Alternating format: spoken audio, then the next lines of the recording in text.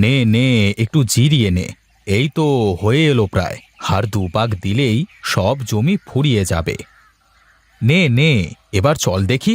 চল চল চল চল, হর হট হট হট হট হট হুর।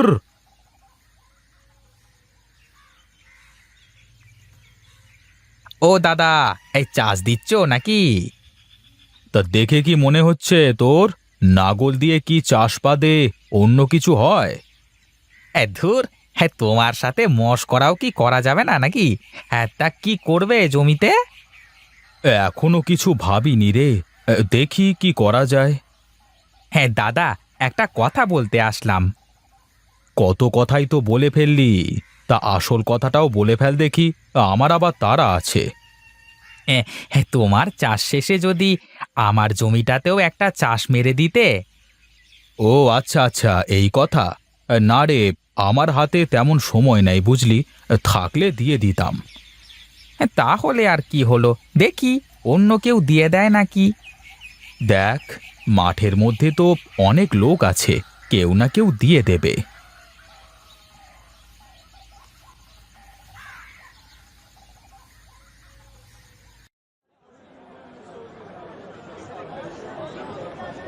ও দাদা, এ সবজি কি সব টাটকা? হ্যাঁ দাদা, সব সবজি একদম টাটকা, আজই ক্ষেত থেকে তুলে আনা। সবাই তো এক কথাই বলে গো, বিশ্বাস করে বাড়িতে নিয়ে যাওয়ার পরে বোঝা যায়। কি যে বলেন দাদা, দেখে নিন আপনি, সবজিগুলো সব কেমন টসটস করছে। হ্যাঁ তা তো দেখতেই পাচ্ছি। তা আমাকে একটা ফুলকপি, আধা কিলো আলু আর ওই 2 কিলো টমেটো দাও। এই নেন দাদা, আপনার টাকা। যাক, আজ বেশ ভালোই কেনা বেচা হলো। রোজ যদি এরকম হতো তাহলে তো কথাই থাকতো না। দেখি এবার দোকানটা গুছিয়ে নিয়ে যাই।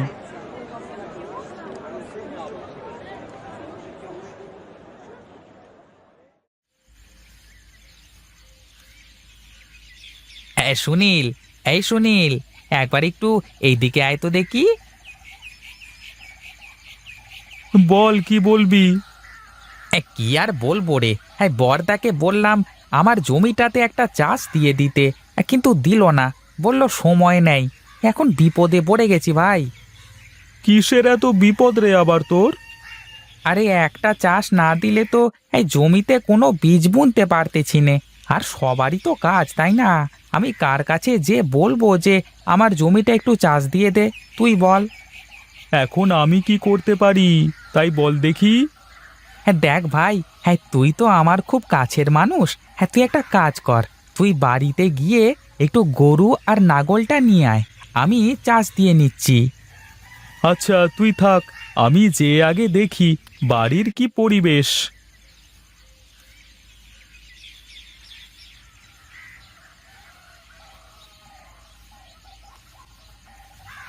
দাদা, মাঠ থেকে আসলে নাকি কে বলি? হ্যাঁ রে, এসেই তো গরু দুটোকে খেতে দিয়ে নিজেও এক মুঠো ভাত খেতে বসলাম। কেন রে, কিছু বলবি নাকি? না, তেমন কিছু না। রামু বলছিল ওর জমিতে নাকি একটা চাষ দেওয়া লাগবে, তাই আর কি। গরু দুটো বেশ খেটেছে বুঝলি, এখন দুটো খেয়ে দে একটু বিশ্রাম করুক। তুই ওকে গিয়ে বলে আয় ও বেলায় চাষ দিয়ে দেব। এই এই তুই বস তো। বাজার থেকে আসতে না আসতেই খালি খালি ঝামেলা। আগে খেয়ে নে, তারপর যা করার করিস। তোমার ছোট বৌমা কোথায় মা? তাকে তো দেখছি না। কোথায় আর থাকবে, গিয়ে দেখো, ঘরেই আছে মনে হয়।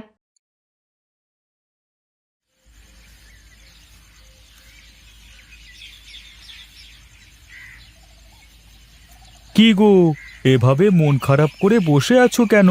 কি হয়েছে তোমার? কি আর হবে, এ বাড়িতে আমার কি কোনো মূল্য আছে নাকি?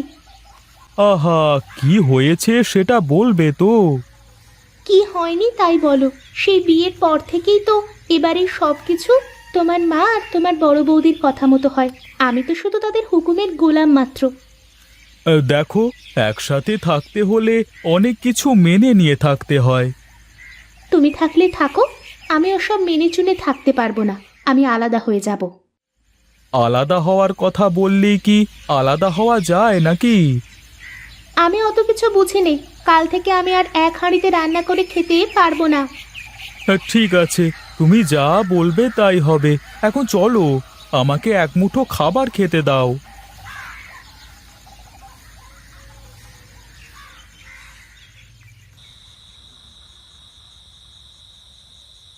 এবার বল সুনীল, কি বলবি? আমি বলছিলাম যে দাদা, কাল থেকে আমরা আর একসাথে খেতে পারবো না। এ কি বলিস রে সুনীল? দুই ভাই একসাথে থাকতে পারবে না? কেন থাকবো মা? এ বাড়িতে তো আপনি আর আপনার বড় বেটার বউ যা বলেন তাই হয়। আমার কথার কি কোনো মূল্য নেই? ও মা, তা কেন হবে? শোনো ছোট বৌমা, তুমি এ বাড়ির ছোট বউ। আমরা সবাই তোমার সাথে সব সময় ভালো করে কথা বলি, তোমাকে কম কাজ করতে বলি। এমনকি বড় বৌমাও তো তোমাকে তেমন কাজের কথা বলে না। যাই হোক, আমি আর একসাথে থাকতে পারবো না। শোন সুনীল, তুই যা চাস তাই হবে, কিন্তু তার আগে তুই ভালো করে একটু ভেবে দেখ। ভেবে দেখার কিছু নেই, যা বলার আমি বলে দিচ্ছি। ঠিক আছে মা, বলো, তুমি যা বলবে তাই হবে। এখন সবাই যার যার ঘরে ঘুমাতে যাও, কাল সকালে আমি সবাইকে বলবো।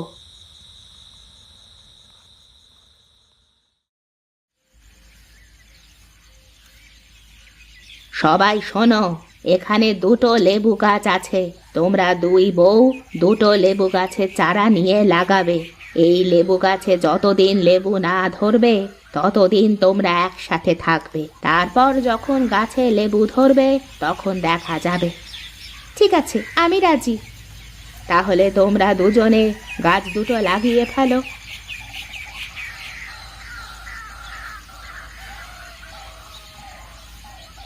কি গো, ওভাবে মুখ প্যাঁচার মতো করে বসে আছো কেন? কি হয়েছে? কি আর হবে, এমনিতেই মনটা খারাপ। উমা, এমনি এমনি আবার কারো মন খারাপ হয় নাকি? কি হয়েছে বলো আমাকে। তোমাকে বললেই কি আমার মনটা ভালো হয়ে যাবে নাকি? না তুমি আমার মনটা ভালো করে দিতে পারবে? থাক বাবা, তোমার বলা লাগবে না। কিন্তু আজ আমার মনটা খুব ভালো। আর মাত্র কয়েকটা দিন, তারপর থেকে যার যার সংসার তার তার, কাউকে কারোর হুকুম শোনা লাগবে না। হ্যাঁ, তুমি তো বেঁচে গেলে। এখন একটু চুপ করে থাকো তো, আমার মাথা ধরেছে, আমি একটু ঘুমাবো।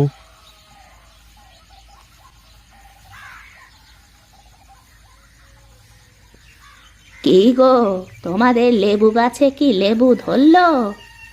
না মা, এখনো তো লেবু ধরলো না, তবে বেশ কিছু ফুল এসেছে গাছে। ফুল যখন ধরেছে তাহলে লেবুও ধরবে। যত্ন করো ভালো করে। যতটুকু যত্ন করার দরকার তা তো করছি। মা, আমার কাছে তো ফুলও ধরলো না। একসাথে গাছ লাগালে বড় বৌমার গাছে ফুল ধরলো, আর তোমার গাছে ফুল ধরলো না কেন? সেটা যদি আমি জানতে পারতাম তাহলে তো এতক্ষণে আমার গাছে লেবু ধরে থাকতো মা। কথাটা মন্দ বলনি, তোমার সাথে তো কথা বলে পারা যাবে না। যত্ন করো, যত্ন করো ভালো করে, দেখো কি হয়।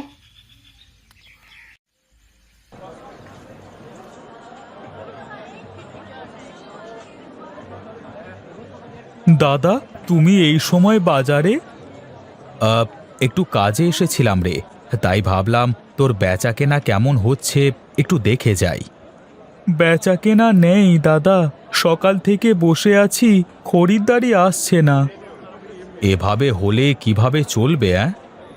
কিছুই তো বুঝতে পারছি না দাদা। দেখি, দিন তো এখনো পড়েই আছে। ঠিক আছে, তাহলে থাক, আমি বাড়ির দিকে যাই। শোনো দাদা, এই পানগুলো নিয়ে যাও, মাকে দিয়ে দিও কেমন?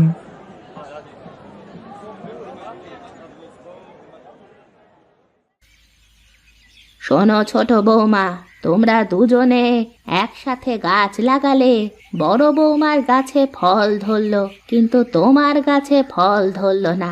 এতে তুমি মনে কষ্ট পাওনি? তার বলতে আমার তো খুব কষ্ট হচ্ছে।